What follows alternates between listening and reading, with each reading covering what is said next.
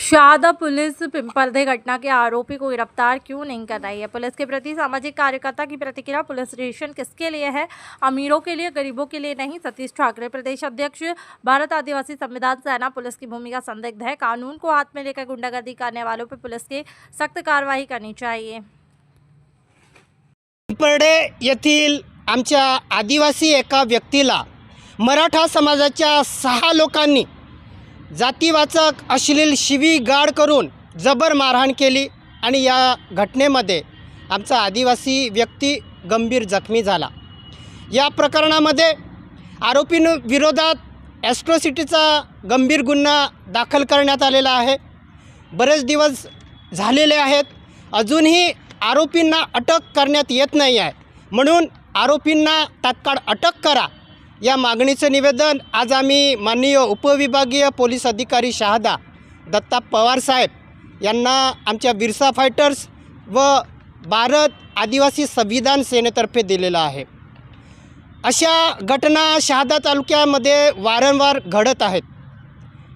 जो दबंग समाज आहे, दबंग समाजातली काही लोक आहे, ते वारंवार आमच्या आदिवासी लोकांवरती अशा पद्धतीची मारहाण अत्याचार करत आहेत। त्यांना कायद्याचा धाक राहिलेला नाही आहे। या लोकांना जोपर्यंत कायद्याने यांच्यावरती कारवाई होत नाही तोपर्यंत अशा घटना थांबणार नाहीत, म्हणून पोलिसांनी सक्त कारवाई यांच्यावरती करावी, जेणेकरून ह्या शहादा तालुक्यामध्ये ज्या वारंवार आदिवासींना मारहाण करण्याच्या घटना घडतात त्या थांबतील।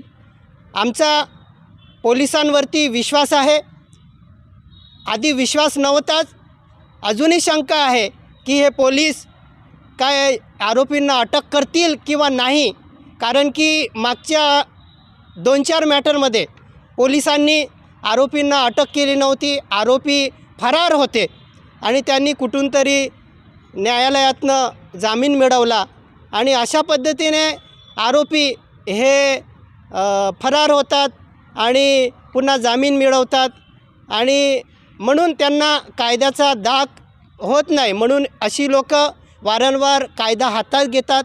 असा कायदा हातात घेणाऱ्या, गुंडागिरी करणाऱ्या या लोकांवरती कडक शासन झालं पाहिजे। यांना पोलिसांनी अटक केली पाहिजे, अन्यथा येत्या 8 दिवसामध्ये आम्ही आदिवासी संघटना मिळून पोलीस प्रशासनाच्या विरोधामध्ये तीव्र आंदोलन छेडणार आहोत। जय बिरसा, जय आदिवासी। जय आदिवासी।